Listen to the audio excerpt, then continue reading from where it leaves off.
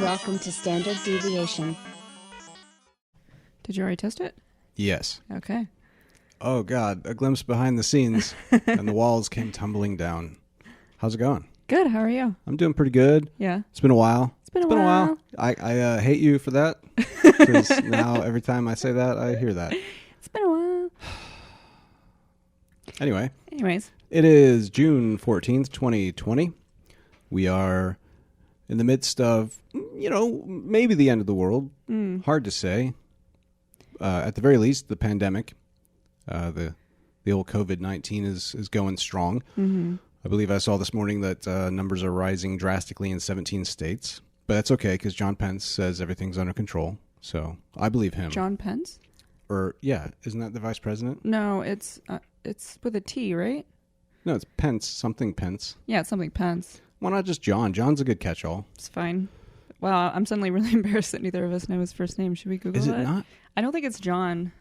Jesus. Oh my God, think of all the people that are yelling at us through the podcast. I'm just going to start naming Mike Pence. I was going to say Mark. Yeah. Damn it. I kind of want to cut that out, but you know what? This is real, man. This is us. This is real. I'm bold. We don't know everything. Yeah, we really don't. That's pretty bad. No, it's pretty bad. I saw a friend of mine on Twitter talking shit about like Trump or somebody not knowing who the president of Mexico was, and I was like, I don't know who the president of Mexico. Well, Trump should know. Yeah, he should. I used to know who it was. I think we talked about this. Like, the only like prime minister or president's name I know of is Justin Trudeau, like not American. Yeah, Justin Trudeau. He has his own celebrity, you know. Yeah. He's very handsome, too. He is. Boris Johnson. Yeah. And that's it. Yeah. The British Trump. Yeah. To be fair, I don't know much about Johnson. I didn't know he looks a bit like a British Trump. And I did read that he's an egomaniac. Is he? So, yeah. I don't know. People say things. But I will say on the what? People do say things. They do. Often wrong things. And on that point, I do want to talk about our last episode briefly and just say that it was, somewhat controversial. We only got one angry email, which probably says more about the size of our listener base than our capacity to drum up rage. But I do want to ask for feedback. If anybody has anything to say, feel free. There's no obligation, of course, but just at the very least, don't feel any pressure not to say something if you disagree. Feel free to even say it meanly. Yeah. We won't take it personally. Should we read that email? He wanted to address it. Yeah. He says he doesn't care what we think, though, so... Well, yeah, one question sometimes I have is whether people want to have their messages read. I feel like if you email a public podcast, unless you say you don't want it read, it seems like fair game. Yeah. We won't use his name or anything, but yeah, why don't you read it, and then we'll go through point by point and demolish him. With facts and logic. Yeah, pew, pew. right. All right. Normally, I love the podcast. Couldn't even finish listening to the last one. I'm not African American, and even I can tell you don't know what the fuck you're talking about when it comes to race and being black in America. When was the last time Kevin was... I love this email because it mostly rips on you. Yeah, he really does go after me. When was the last time Kevin was pulled over for driving because he was white? When was the last time either of you experienced police brutality? I could pretty much guarantee that if Kevin were black, he would be dead or in jail by his age. Why? Because he is smart, but I have a feeling he does dumb things, as I do. That is true. Yeah. Usually when you are black and do dumb things, you don't get away with it. When you are white, you do. And things haven't changed. How dare I say that? Yes, slavery is gone. Legal segregation is gone. Is that what you were saying? Be thankful those things are no longer around, but de facto segregation still exists. Redlining still exists. How many African Americans live in your neighborhood? Black folk make way less money than white people, except maybe Kevin. Police still systematically abuse and harass black U.S. citizens. They don't do that to white citizens. In fairness, Ciara did make some good points about the lasting effects of Jim Crow laws, and these good points were drowned out by the total and complete ignorance by you guys on police brutality and systematic racism. Systemic?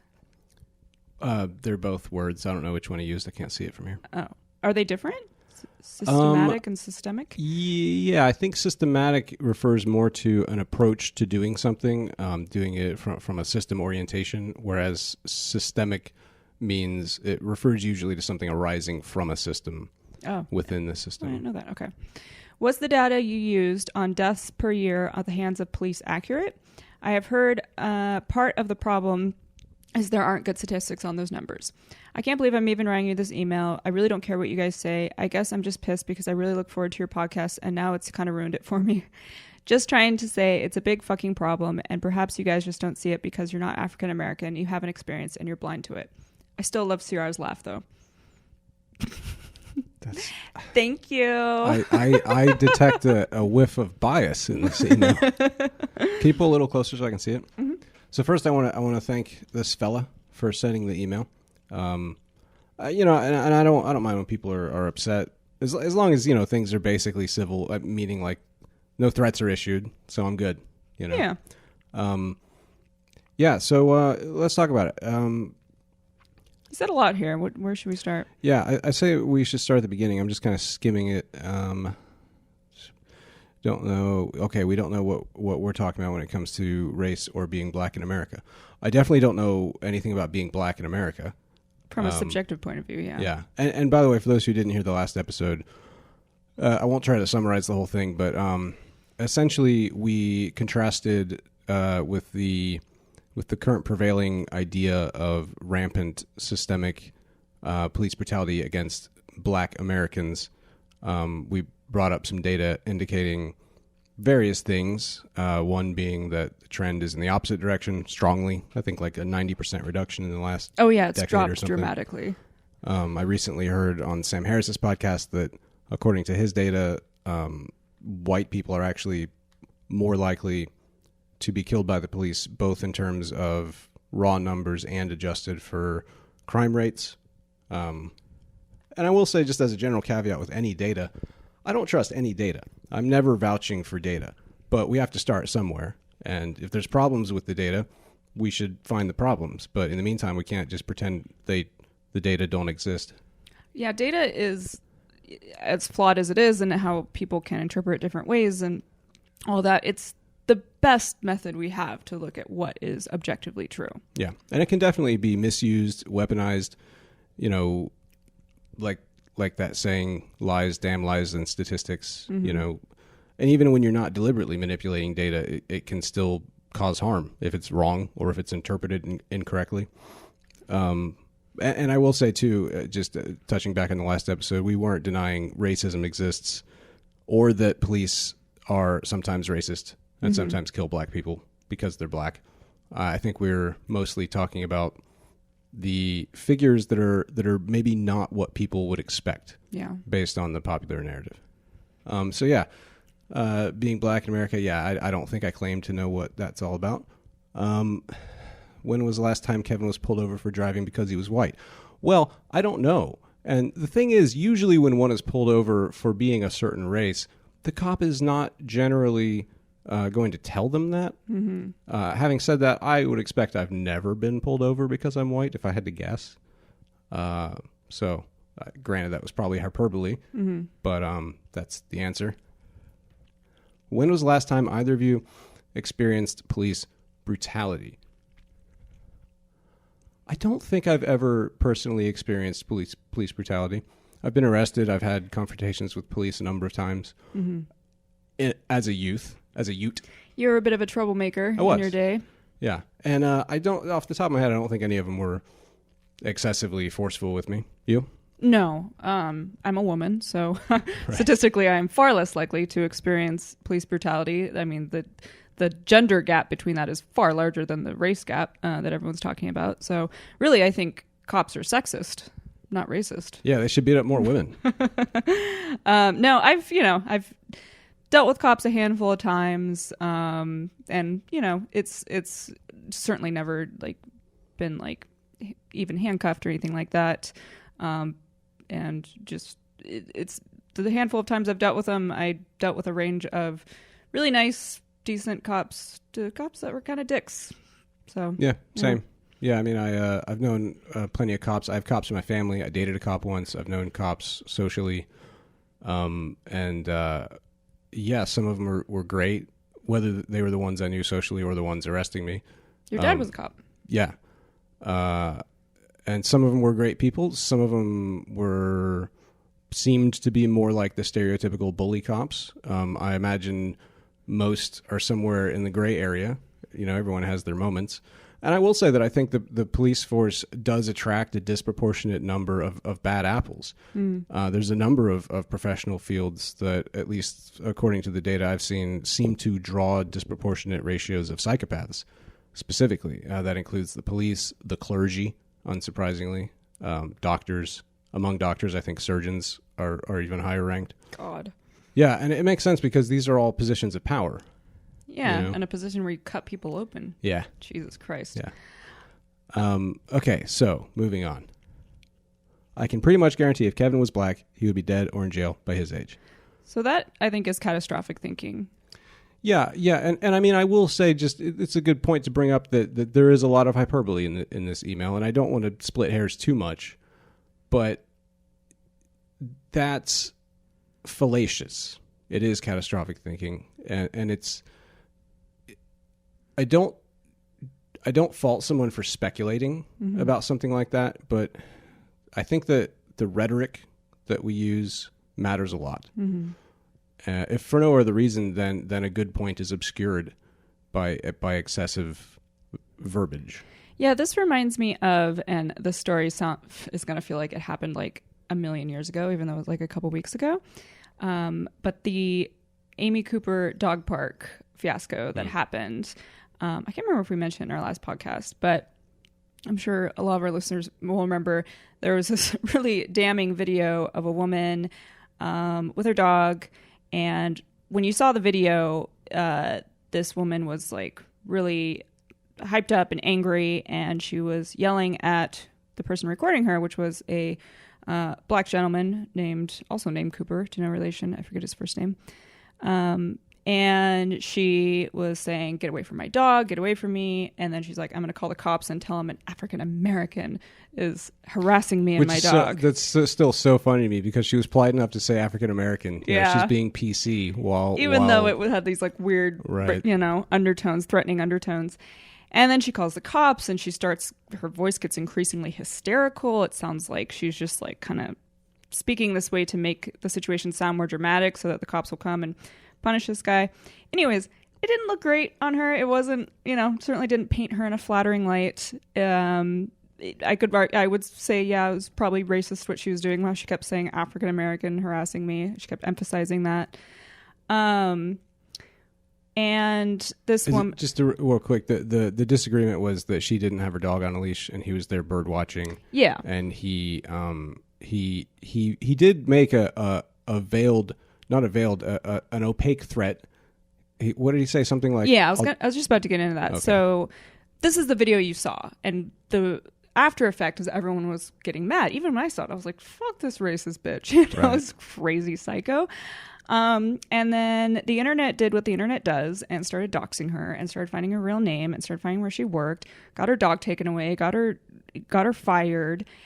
And the guy who took the video, from his own account, explained like more of what happened, and it kind of painted a little more complicated of a story, which, the issue was this guy was a birder. I didn't know that was a verb, verb.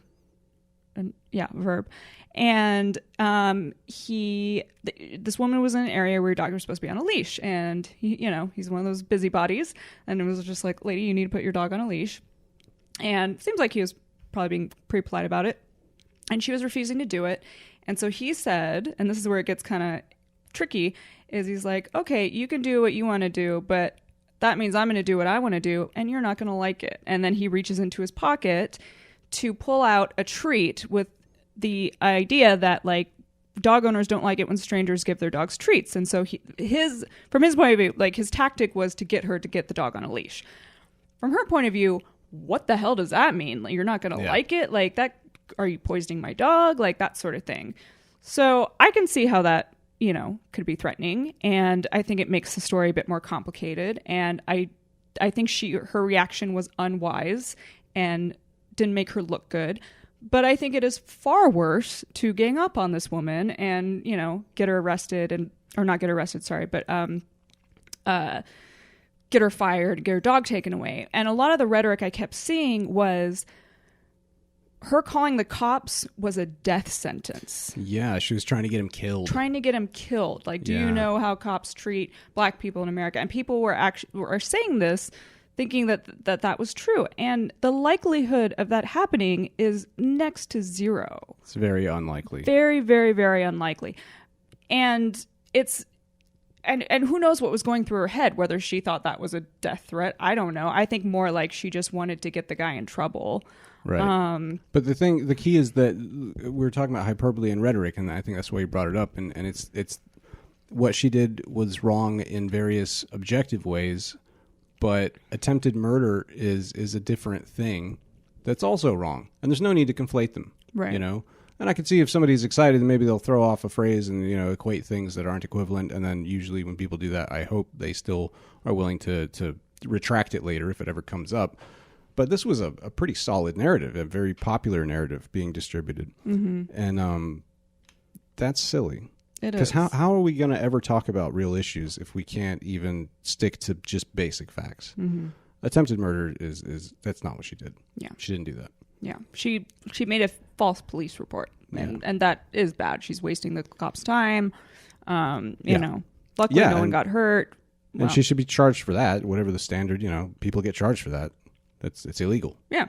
So anyway, back to this point. The listener, our listener, has former listener has posited, that he can pretty much guarantee, quote unquote, pretty much guarantee that if I was black, I would be dead or in jail by my age. And, he may have a good point that if I was black, I do think I would face harsher odds of surviving the law enforcement system. I have been in jail, and I've died, though. I overdosed on drugs once. Granted, nobody killed me. That was me. And I was in jail for a couple days. Maybe his point is that I would have stayed dead or been killed by a cop, or would have spent more time in jail. I don't know about that, because when I was arrested when I was 15, I was really belligerent and really reckless and careless and committed lots of crimes quite openly. And I got caught, and I got arrested. That's what happens. And I stopped doing that. So I don't think if I was black, I would have continued doing things that were getting me arrested. On the other hand, yes, there would be a greater likelihood that I would be unfairly arrested or have some kind of confrontation with the police. And there would be factors potentially contributing to a propensity for crime. I may be more disadvantaged than I was if I was black. And as we know, poverty and crime are pretty closely associated. So, that said, point taken, there is some white privilege at play, I suppose. Hard to put my finger on the exact numbers. But, moving on. You don't do black things when you are... Sorry, you don't get away with doing dumb things when you're black. You do when you're white. Again, maybe there's certainly there's some systemic bias, but I don't really know what to take from that or what to criticize. I don't think it's true. It's a pretty simplified version of reality. And things haven't changed, he says. And then he goes on to list things that have changed, like slavery is gone and legal segregation is gone. And then, of course, he points out that there's still other problems like redlining and de facto segregation. And I don't disagree with that. But I think, again, words have meanings. And when you say things like, quote, things haven't changed, and then list things that have changed, I don't know what point is being attempted here other than the world isn't where it should be, which is not news to anyone, I don't think. If anyone was expecting all problems to be solved by now, you've got your head up your ass, I'm sorry to tell you. Let's see. How many African Americans live in your neighborhood? No idea. Do you know how many of my neighbors I've spoken to in the last 3 years? I think one. When she moved in, she brought over a lovely pie. Don't know her name. Yeah. The end. I mean, And I granted, think it's probably a predominantly white neighborhood. I have lived in predominantly black neighborhoods for years. I don't know what the point is here. it's a predominantly white city here in Portland. It's very, very white. It's changed a lot because we had just a ton of people moving in the past like 5 or so years. But we are a very, very white city here in Portland. For sure. And we have a pretty strong racist history. Mm-hmm. I don't know all the details, but apparently it's notable. But yeah, I mean, I've lived in predominantly black neighborhoods. I don't really see how that has any bearing on anything. Maybe the suggestion is that I'm just so rich that no African Americans can afford to live near me, which is not the case. Well, no, he did say that, black I'm folks poor. You're That's poor. Right. Let's see. What's next? Right. Yeah. I guess he does listen because I don't make a lot of money. Why don't you cash in on your white privilege? Right. I should do that. Who do I call about that? Is there like a hotline or something? Hi, I'm white and I'm poor. I was just wondering if I could get some of that privilege. That's not to suggest that white privilege doesn't exist. I think it does, but I think it's overstated. Yeah. Let's see. Next. Police systematically abuse and harass black U.S. citizens. They don't do that to white U.S. citizens. So there's a half truth here. We talked about last time about the likelihood of black people getting killed by cops compared to white, and the data shows there doesn't seem to be a racial bias when you check for crime rates. Right, but apparently even when you don't, or when you do rather, or whatever the opposite of what you said is, like the stats I just heard from Sam Harris were actually even more pronounced than what I was already aware of. Well, he was talking about absolute numbers, so yeah, if he said both absolute numbers and when adjusted for crime rates. Yeah. Which it makes sense in absolute numbers because there's just more white people than black people, so that shouldn't be any surprise. But to his point, there does apparently it shows a racial bias in non-lethal force. So it does seem that black people are disproportionately more likely to experience like a rough up. So that's a problem. Yeah, definitely. And I mean, and what is intended as a rough up is sometimes accidentally lethal. Mm-hmm. And Harris made the case that the George Floyd case was potentially, well, he made the argument that it appeared to him to be an accident, not a deliberate murder, which I'd have to look at the evidence more carefully to have an opinion on that. It seemed like murder to me, but I'd be willing to hear the other side. I think his point with that was like he wasn't completely dismissing the idea that he was intentionally murdered, but he said it was less likely that it was intentional because there's cameras all around him. There's all these people around. It's unlikely that he would be such a big psychopath that he would, do that given those circumstances. That being said, it is possible he was that big of a psychopath, but it's just, Yeah, and I see his point, especially when you consider the fact that apparently people aren't aware of how easy it is to suffocate someone. And Harris also said that in the Eric Garner case, I think was Staten Island several years ago, apparently that was also suffocation. The standard line is that it was a chokehold that did it. But apparently, from what I hear, he was only in a chokehold for like, I don't know, a few seconds or something. There's a video that I haven't seen in years and I don't remember. But apparently when he died, he was just being pinned. He was not being choked. And that's the thing, is that being pinned is really dangerous. People die that way. People die from being sat on. Like one of the ways you can restrain somebody, if you manage to overpower them, if they're, being violent or whatever, so you can sit on them, right? Seems like a humane way to control someone until police arrive or whatever. But no, people suffocate that way because your thorax has to expand to create pressure to draw oxygen into your lungs. So you need your diaphragm and lungs working, and they don't work if you're compressed for minutes. It only takes minutes or less to lose consciousness, and then at that point you've got a few minutes before brain damage, and it's pretty serious. So yeah, I could see the argument that the cops made a huge mistake without intending to kill Mr. Floyd. I'd still have to go back and look at all the evidence to come down strong on either side of that.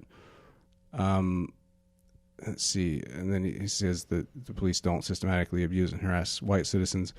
They do. Maybe less often because of race. Yeah, not because they're white, but... Right. Let's see. Then he says, you made some good points. True. Right. He asks, was the data we used accurate? I don't know. Almost certainly not entirely accurate. That's generally my line with any data. If anybody has conflicting data, send it in. Mm-hmm. If you want us to talk about it, that's cool. I'm down. What I will say is that when I last familiarized myself with the data about 4 years ago, I combined and collated sources from local law enforcement, I think academic institutions were included, and the FBI. And what I don't think is that all of those stats are being massaged or manipulated as part of some big white conspiracy. But there at the very least, there are some problems with all data. And maybe bigger problems. Yeah, it's possible. But unless somebody points it out, I don't see the point in dismissing data without a reason. I think those were... That's pretty much it. And then he just said that he was just really mad and upset, which, we're not... Oh, and he points out that... oh, never mind. I misread that. I almost misquoted him. Sorry, go on. Oh, I was just going to say, we're just two people with a podcast, and you're not always going to agree with what we say, and that's okay. I just encourage people to, just because you don't agree, like, maybe don't dismiss it. It's always good to expose yourself to different ideas, because otherwise, we just live in an echo chamber. Yeah. And to add on to that, I think particularly in our situation, speaking for myself, my primary motivation for wanting to start this podcast was I was afraid to talk openly, let alone publicly, about a lot of different topics. And I don't like that. And I know a lot of other people feel the same way. And some of it's just because of just existing fairly static biases and embarrassments and vulnerabilities. But there's also a shift, I think, at least in some segments of society, to put down or talk over dissenting opinions. And that's always an issue to some degree. But to the extent that I felt afraid to have conversations like this, that's why I'm doing it. And so we're two people who are not going to, use emotion or hyperbolic rhetoric to drown out somebody's points. If anybody has a conflicting point of view, get at us, because I'm sure we got plenty of stuff wrong. I mean, I'm sure in every single episode we get stuff wrong. We're not researchers. We're just a couple of people who like talking to each other on camera. Yeah. And, and it's, it should be participatory. So, let us know what we fuck up. So Sam Harris just came out with a podcast about this. We just kind of briefly mentioned it here and there. You said you're halfway through with it? About 2/3. What do you think of it? I like it. And, I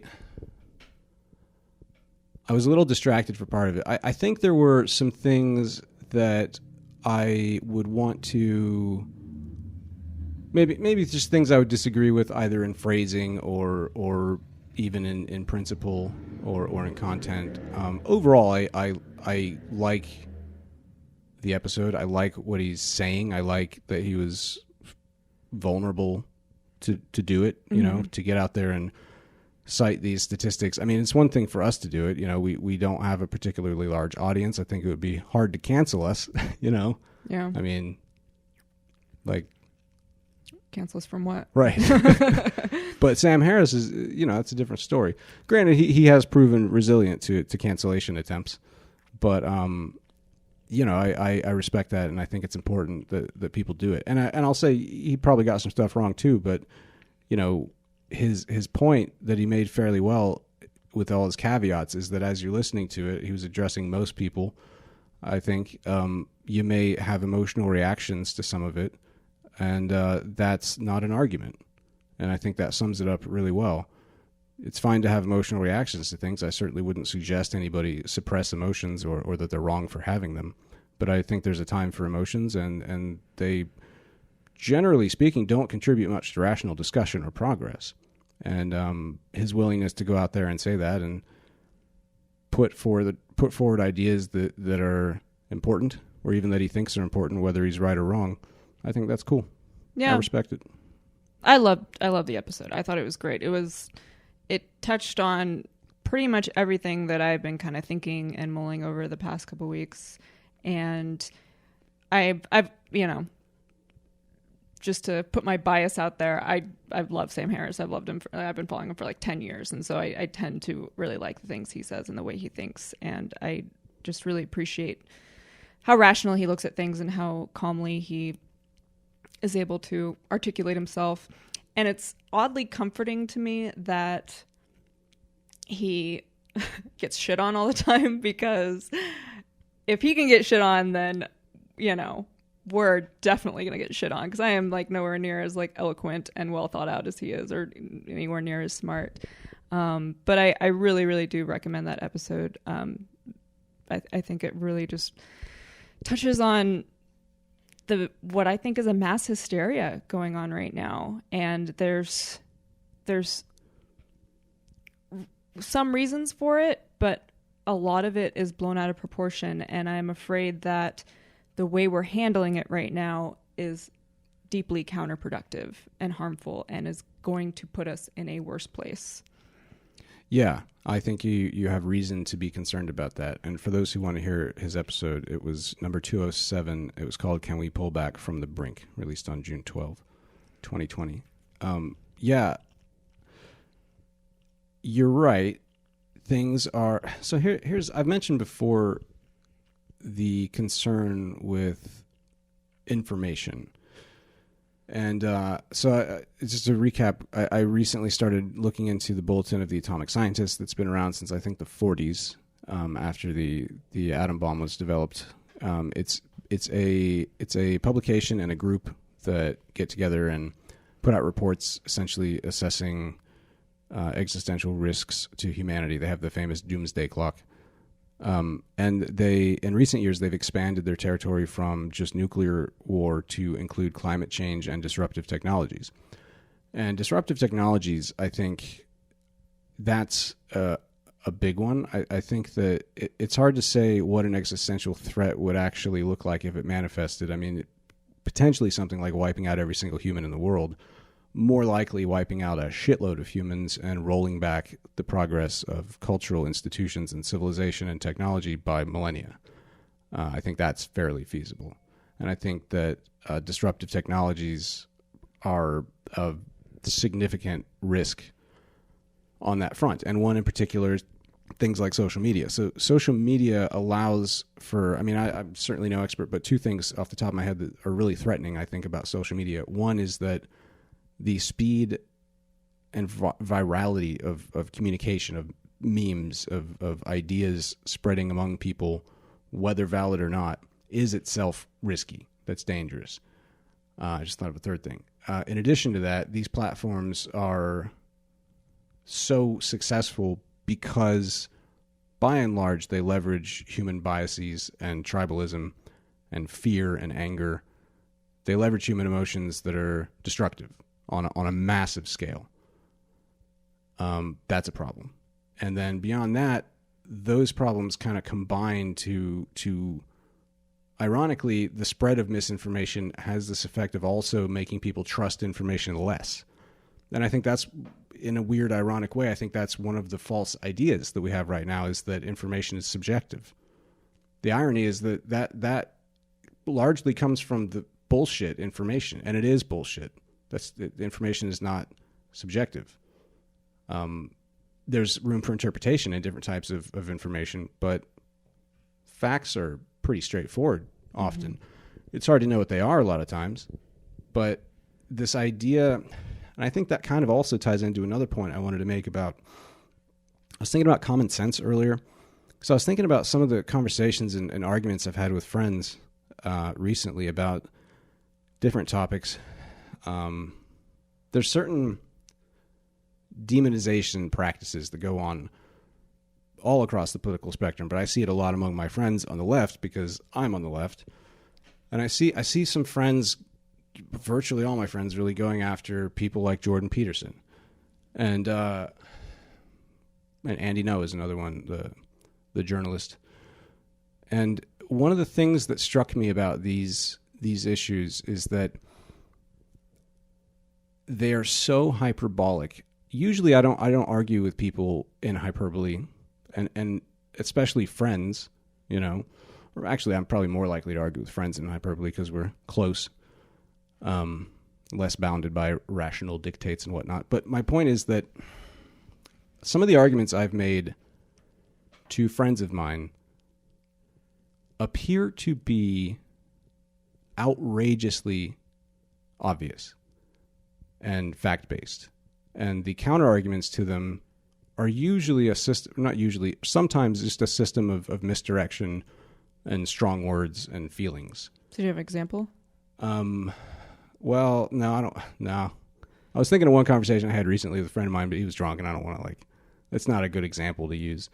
But just, you it's kind of like what you would expect to see between political pundits arguing on TV, where they're just talking past each other. Mm-hmm. And I try to slow those conversations down and go point by point. Let's talk about every single claim being made on either side in a calm and rational way so we can reach some kind of common ground. And that's hard to do with certain issues. And I think that what's happening there is that people have such a strong belief that their cause is righteous that they're willing to gloss over facts as a quasi-conscious strategy. And I think that there is a case for that in some situations. If you've got some kind of emergency, you don't have time to fact-check everything, or if you think you can win an important debate that has repercussions against somebody by using trickery and manipulation, go for it. I mean, everybody has to try to toe their own and do what they can to save the world, as it were. But it's so common for people to feel that way now that I think a lot of people are just glossing over a lot of things that shouldn't be glossed over. And I think it ties into, I've mentioned before, Harry Frankfurt's book On Bullshit, which I think was his dissertation or maybe just an essay he wrote. He's a professional philosopher. And basically he was trying to define bullshit in this book. It was a very short book. Essay, and he comes to this idea essentially that bullshit doesn't have to be false to be bullshit. It's just that the person speaking it doesn't care whether it's true or false. So if you just go around lying constantly, let's say Donald Trump's occasionally right about stuff, but I'd be surprised if he's even keenly aware of when he's right versus when he's lying, because he spouts so much nonsense. He's just the ultimate bullshitter, And I think that affinity for bullshit in the contemporary society is really harmful, and it's unnecessary because, again, there's cases where either it's justified or it's unavoidable. We are human, but most things, I think, can be handled without rhetoric and bullshit, especially when it's just conversations between people, not a political debate, between candidates. And I think, it makes it even harder to discern what's true when you don't even know what each other think about things. It's just what they're saying. Yeah. And I'm sure a lot of these people who do engage in that kind of rhetoric probably don't even know that they're doing it. Right. A lot of the time. Because they feel so right. They feel so justified because they identify tribally with their cause. I think what you're talking about here, or one of the biggest issues, is there is this new kind of ideology that's seeping into our mainstream that I don't even think people are aware of. And it comes from things like critical race theory and intersectionality. And these ideas, when you really look at them, they're anti-science. A lot of them reject objectivity altogether as some kind of, white man's doing. And these ideologies are problematic because I said problematic. Problematic because they put people in identity groups and they look at everything through the lens of these groups. And there is some validity to that. Like, that's not so bad in and of itself, but they take it too far where it strips people of their individuality and it makes things like race and gender the most important thing, which is racist and is sexist. Like, we got to move past that. We have to, like, people kind of balk at the idea of color blindness, the idea of people saying, oh, I don't see color. And I think there's limitations to that. The biggest one being, if you don't see race, you won't see racism. But it is good in that, yeah, we do want to get to that point where, maybe we don't see color, but like that isn't the most important thing. And that isn't something that goes in the forefront, and it shouldn't matter in terms of what someone is saying. So like, for instance, we got the suggestion our last podcast that maybe we should have a black person on next time. Yeah. Just a black person, right. And that sort of thing drives maybe do we write a letter and seek a delegate to come over from the black community? And the thing that bothers me about that is black people aren't a monolith. Right. They are a group of individuals, and they have varying opinions. And, if you want me to have a black person, it's like, okay, should I start out with Candace Owens or Jesse Peterson? Like, yeah. And what they mean is, no, a black person that thinks this way. And the problem with this is, like, these ideologies talk so much about diversity, but all they care about is diversity of skin color and gender. And they don't care. In fact, they openly reject diversity in thoughts and ideas. And it's really damaging because, like I said, they reject objectivity, and they talk about things like other ways of knowing. And these other ways of knowing are just anecdotes. And that's not, that's useful in the sense if you want to know about an individual, about what someone is going through, but it's not useful when you're trying to identify what's really going on and what the problem really is. And it starts to get cult-like in that these ideas of all white people are racist are coming out a lot. And you just have to accept that and do better. And it's cult-like, and it's like an abusive relationship, because it turns into what's called a Kafka Trap, which is, denial of a premise is evidence of it. So if someone says, like, you're racist, it's like, well, no, I'm not. It's like, well, your denial is evidence that you're racist. Right. And this isn't helpful. No. This isn't productive. And it's scaring me, because I'm hearing more and more people just kind of use these words that are just like, oh, they just like, they for lack of a better term, they kind of trigger me, because it's like I'm seeing people talking. Your white fragility is showing. Yes, white fragility, exactly. So there's a book that's like #1 on Amazon right now by Robert DiAngelo called White Fragility, and her ideas are really taking storm. And there's no science behind it. It's all nonsense. And well, maybe it's not all nonsense, but it's not a good book. And it's this idea that, like, all white people are racist, and if you deny that, you're exhibiting white fragility. So it puts people into this, like, choice between, like, do you want to be racist and fragile, or do you want to just be racist and admit you're racist? And that you're working on it. Yeah, and you're going to do better, and you're going to perform these self-flagellations and this performative wokeness. And it's so divisive, and it's just making things worse, and it's making us hyper focused on race when we should be moving past it. And that isn't to say that, again, there isn't racism in the world and there isn't real problems.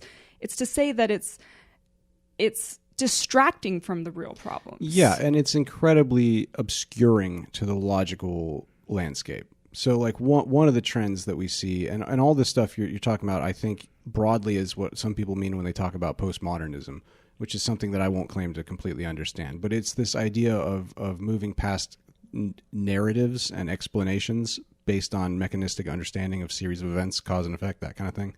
And instead, everything is about perspective and the lens that you're viewing the world through.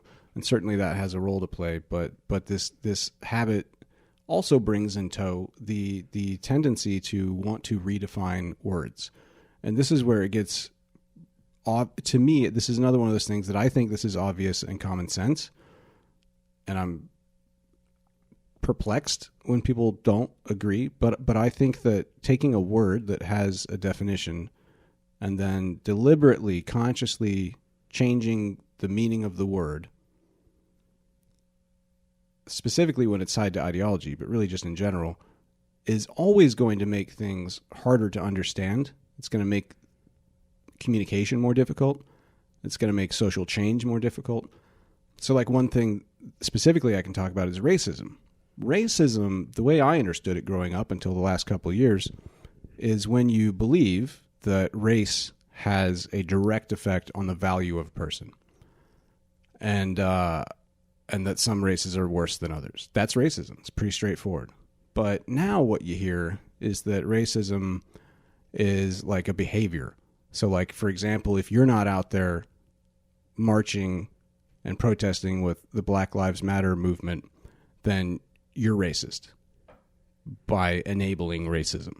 And I'll take it an even further example and say, let's say you're walking down the street and you see a Klan rally. You know, they're all burning crosses and doing racist shit, and you don't intervene. Even then, that's not racist. It's not racist to not stop racists. Maybe you could make a case that it's immoral or it's irresponsible to not take action to try to change the system, but racism is a belief, and it leads to certain behaviors for sure, but those behaviors are not racism. And beyond even behaviors, you have static circumstances, or what appear to be static circumstances. So, like, you know, you hear plenty of, like you just mentioned, there are people saying that all white people are racist, and they just got to admit it. That's step one, is just admit you're racist if you're white. And, you know, that's just not how it works. Now, I do think that there is implicit bias. There's unconscious bias. That's legit among any race. But that's not even what they're talking about. They're talking about like what you do and don't do that indirectly enables racism, makes you racist. And I don't have an issue with making the claim that people should do better about that kind of thing, but don't call it racist. Because like the amount of effort it's taken me, and even if I were to type that up and summarize it, that's a paragraph of explanation about what people are even fucking talking about when they say racist today. If you think that you're going to create social change by introducing a lexical puzzle to people you don't know on the internet, you've got your head up your ass. You're not going to change the world that way. Use words according to their existing definitions, then make an argument. I think that's the way to go. Yeah, and racism is an important word, and we shouldn't be expanding it to the extent that it's meaningless. Right. Because it's an important word, and it's an important problem. It kind of reminds me of feminism. Like, until the last couple of years, I thought the people who didn't identify as feminists either were chauvinists or they were just trying to make things complicated, getting bogged down in nasty little details. I was very clearly a feminist as far as I was concerned. Then I started learning about the waves. There's second, third, fourth. There's various subdivisions of feminism. And then I realized a lot of feminists don't agree with each other on major issues. Right. Yeah. And then I realized what I thought feminism was two things, basically. One, the belief that women are equal to men in value, just the way races are. And two, along with that, as a secondary point, historically women have been discriminated against by men and women. And I have no problem agreeing with both of those points. But now it actually is more complicated than that. Because now to be a feminist implies things. It's no longer just a belief. And even if you confine it to just the world of ideas, which one? Because there's various kinds. There's TERFs, trans exclusionary radical feminists, who, to varying degrees, exclude trans women from women's issues. There's other groups beyond TERFs. I haven't bothered paying attention. I mean, there's liberal feminists. There's, gender equity feminists. Right. radical feminists. Yeah, and there's issues in feminism of things like sex work, prostitution. That's another one. I think prostitution should be called prostitution, not sex work. It's sex work.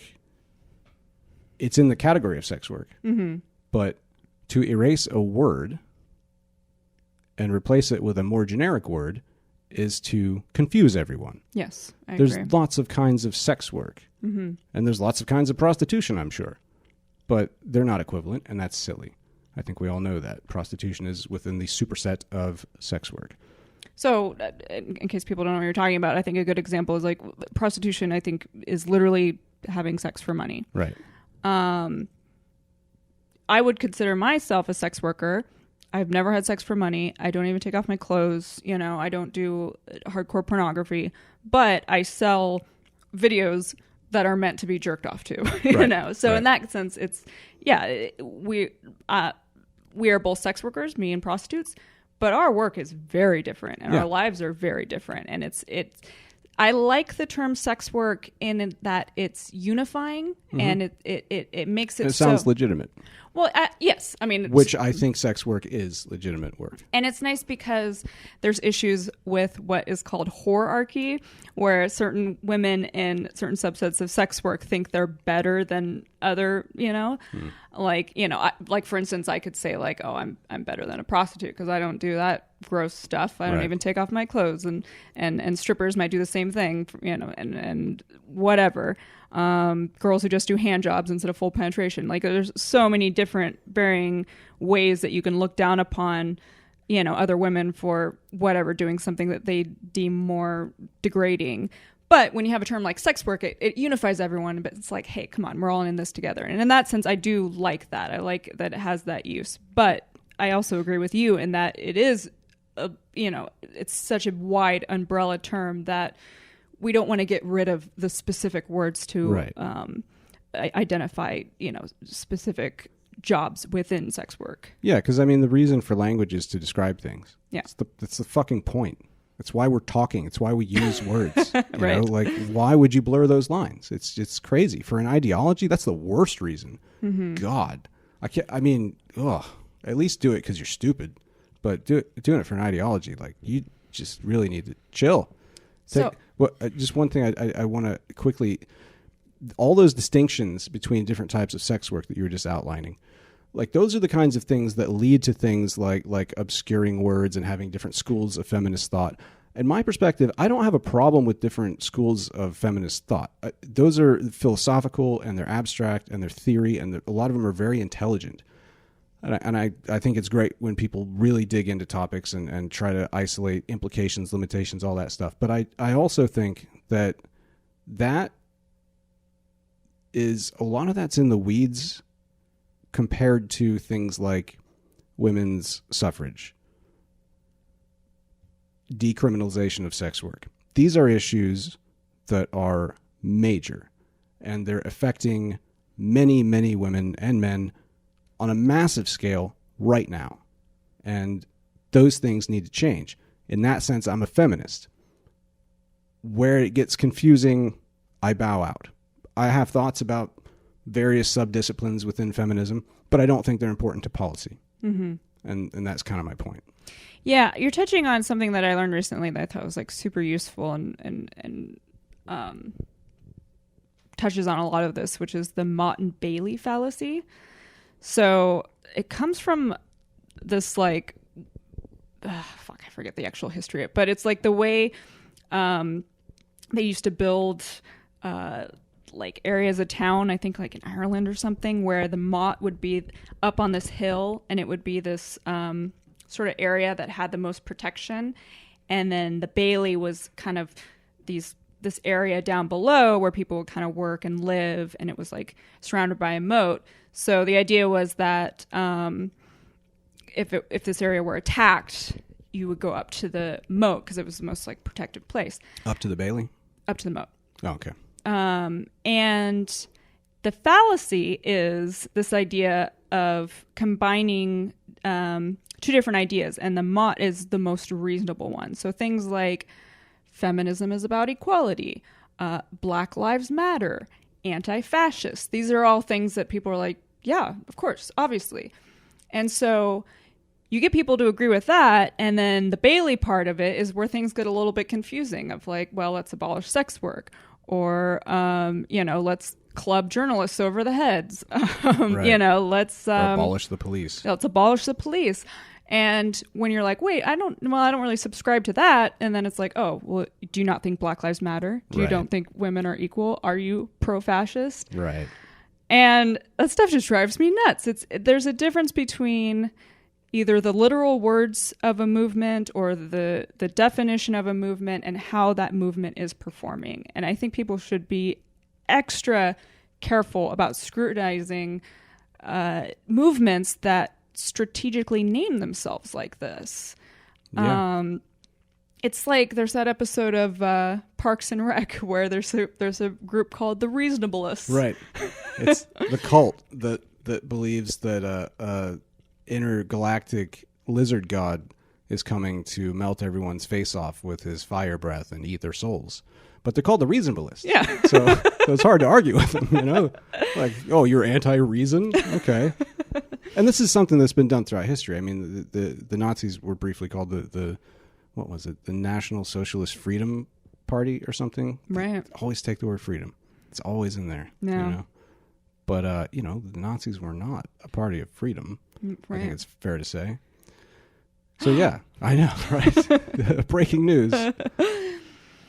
Yeah, and I think sometimes when people do it, they mean well, and sometimes I think the parties and just groups, whatever, often do start like choosing the words that best represent their movement. Like Antifa was they were anti-fascist. They were fighting Mussolini and Hitler. Mm-hmm. I'm all for that. But modern Antifa is not so clear what exactly they're all about or that it's defensible. Mm-hmm. And Black Lives Matter is a good example because the sentiment Black Lives Matter, I agree. And I even agree beyond that our society often treats Black lives as if they don't matter. I agree with all that and that needs to change. However, there is some kind of quasi-organized organization called Black Lives Matter. I haven't quite sussed out what it is. I think it's a loosely affiliated, unincorporated association would be the technical term. And I don't always agree with every stance they hold, and I don't think each chapter agrees with each other within the group. One of the founding members in Canada, I think it was Vancouver, maybe it was Toronto.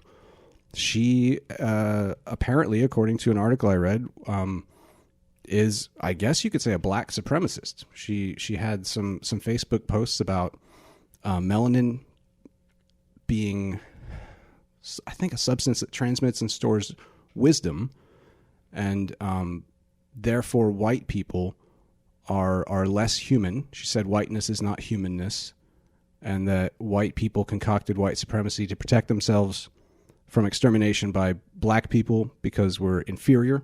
She said white people are recessive genetic defects. This was a founder of one of Canada's primary Black Lives Matter chapters. And, I don't agree with that. What does that mean? I don't agree with that Black Lives Matter? Yeah. Right? No, of course I do. But, this is touchy. Mm-hmm. You gotta be careful with this stuff. I think groups should always have to have some kind of tag, like LLC, org. Yeah. So that people know there'd still be some confusion. But at the very least, if you're talking about a group that has also the same name as a hashtag and a movement with popular support, that's getting pretty deep into the propaganda weeds, I think. Yeah. Yeah, I agree. You took notes for this one. Yeah, just like, God. It's a lot to cover. I need to take a break off social media because this stuff really is just kind of driving me crazy, and it's really scary to me because I'm just seeing... God, we didn't even talk about the autonomous zone. We'll get there. Oh, we lost video. Did that just go off? Yeah, I wonder if it was just an hour. Okay. Sorry, I'll put those together. Yeah, it's just very scary to me that these ideas are just kind of seeping into the water and people are just kind of accepting them, and it just seems so divisive. And there's this one story, about this, is a friend of ours who her mom works at a school, and she said something in the school's Facebook group about, man, I just wish everyone would stop bickering. She said she wanted everybody to get along. She wanted everyone to get along, and she wanted everyone to stop bickering, and she was frustrated, And she got just dogpiled by people saying, just say you hate black people and go, and fuck you, and, to our friend, fuck your mother, and just over 100 comments of just harassment. And then the students, and these were like students and alumni, banded together and donated to charity on behalf of the black labor that was performed, which was the harassing comments. And my friend's response to this was that she was conflicted about feeling sorry for her mom because she didn't want to practice white fragility. And that just bothers me so much. It's incredibly toxic. I try not to use the word toxic much, but that is toxic. That is so toxic. And her mom got swarmed by a mob. You have a right to feel bad about that and recognize that it's wrong. No matter what cruelty is put in this world, it doesn't excuse putting more cruelty in it. Yeah. And I mean, it doesn't sound like, it sounds like what happened was that in the midst of the fervor over the current protests and whatnot, this woman just was expressing a standard level desire for cooperation. Maybe she was insensitive about recognizing what exactly people were upset about. I could see that happening if somebody's out of touch. But damn, maybe pick your battles, people, And it's like you're saying before, people feel justified. They feel righteous by doing this. But you can't just make everybody your enemy because they didn't use the right arrangement of words that conform to your party line. And there's also a problem in journalism right now. I'm following all these journalists. It's a bit confusing about what exactly happened. The actual stories behind it. But there is this divide, this, I guess, a generational divide or ideological divide of just kind of normal liberals and this woke ideology coming through. And a lot of journalists have been reprimanded and fired for saying the wrong thing or asking the wrong questions, for wrongthink, basically. And other journalists are too scared to speak up because they don't want to lose their job. And that is bad. We depend on journalists to just report facts. They should not be activists. They can be as individuals if they want to be activists, but journalism should not be activism. Right. The people should take what journalists produce and use it to back activism, to know what to be active about and in what context. And when journalists get shit wrong, they should retract it. That's just how it works. Yeah. But I don't know specifically about what these cases you're talking about are, but I'm not at all surprised to hear that.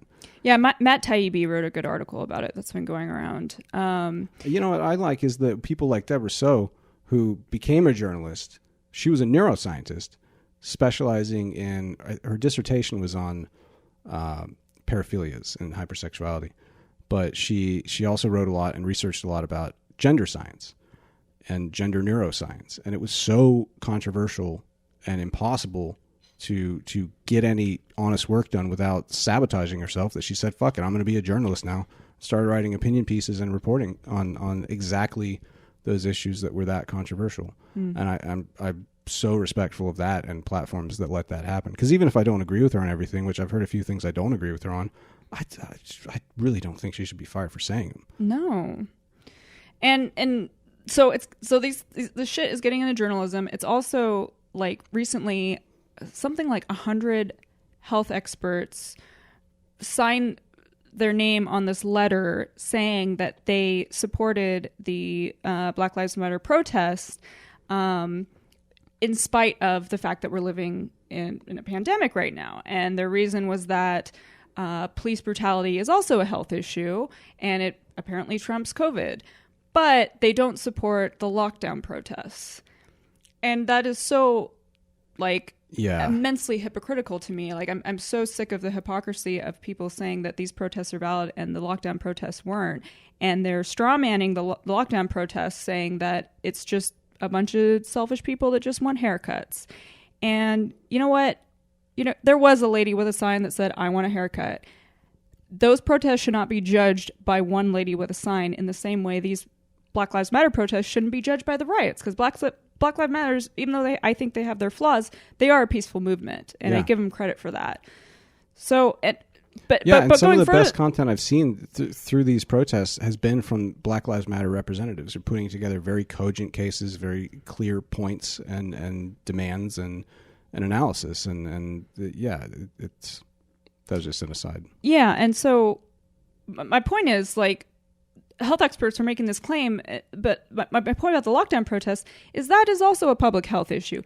Destroying the economy, taking away people's livelihoods, keeping them inside, that's all real bad. Yeah, for health. I mean, people are dying from the indirect economic and health impacts. The psychological well-being, depression and anxiety are through the roof. I think I read that substance abuse is through the roof.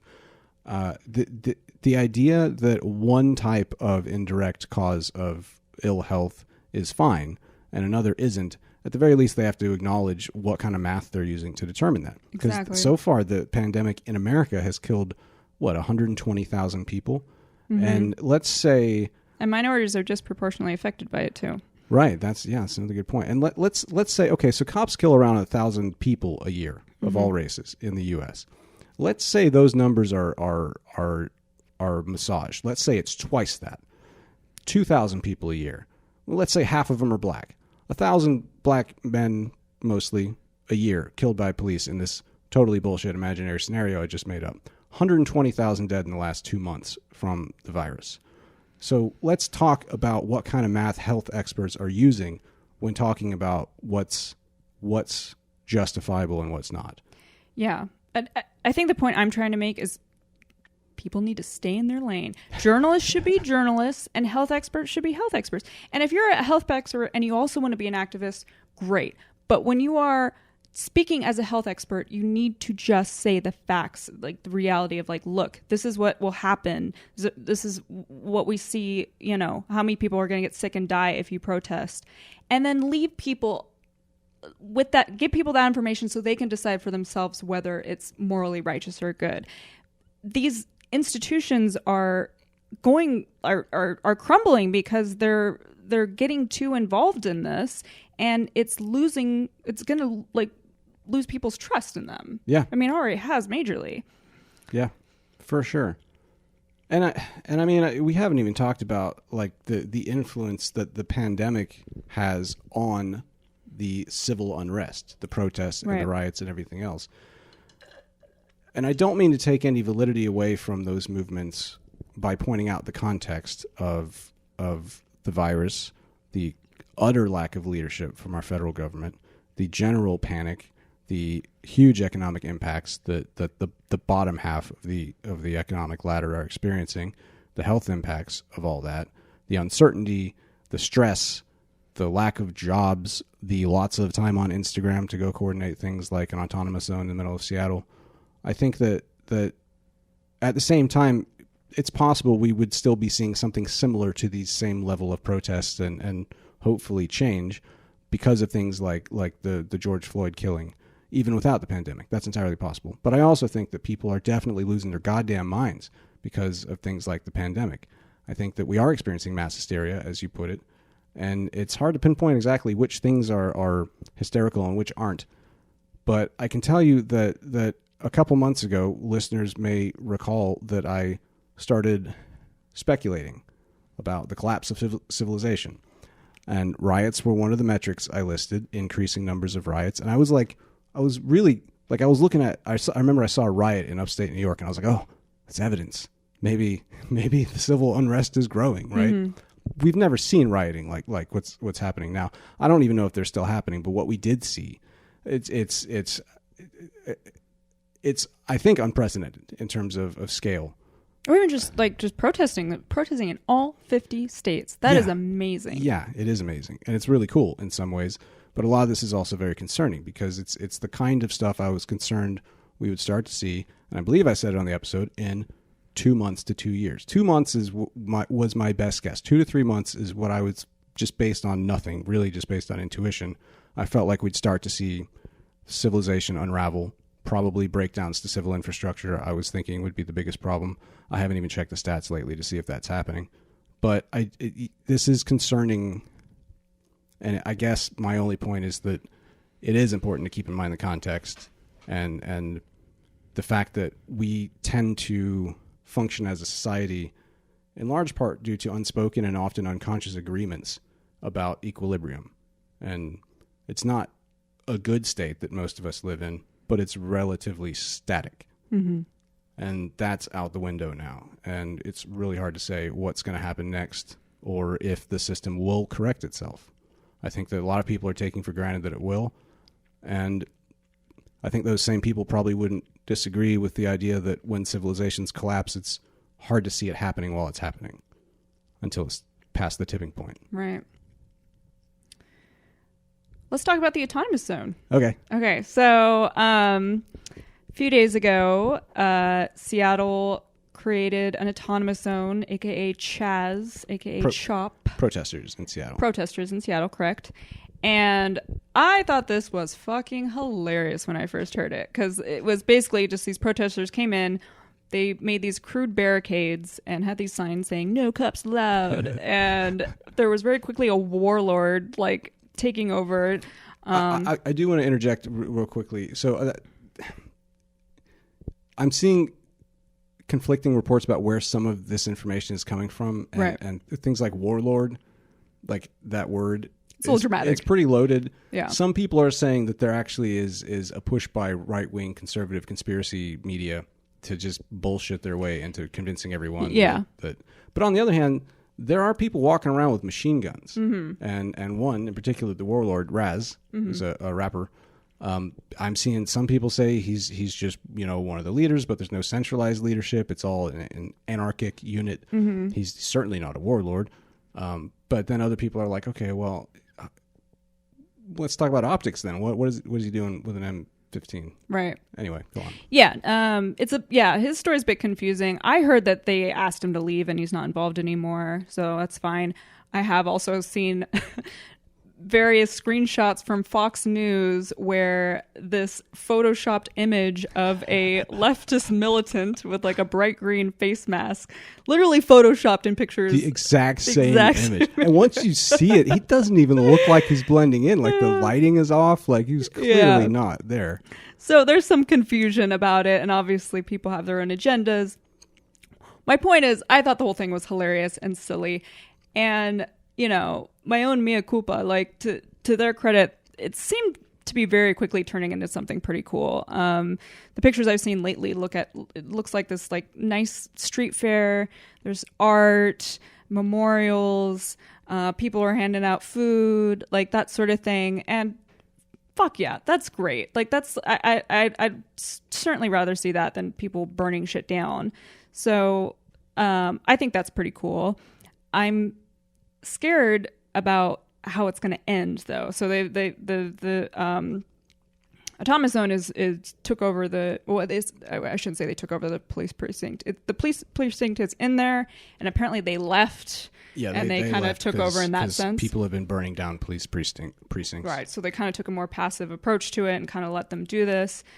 I'm worried because, and I don't know, again, like, it's hard to know with fake news and all that, but there is currently a event on Facebook with over 1,000 people that say they're going, another 1,000 saying they're interested, and it's these right-wing patriot groups that are going to come in and take back the autonomous zone and give it back to the police.